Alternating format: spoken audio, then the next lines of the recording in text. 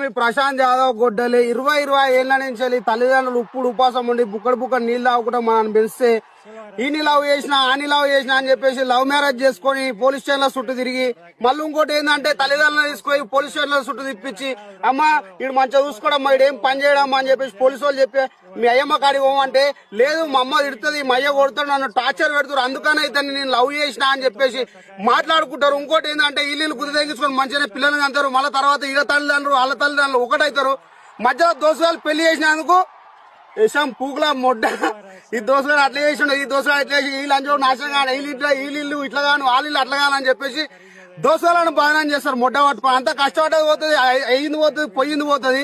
లాస్ట్కి వచ్చే వరకు దోస్తులని కన్నా బాధనం చేస్తారు. నా మొడ్డని చెప్తున్నా కదా దోస్తనే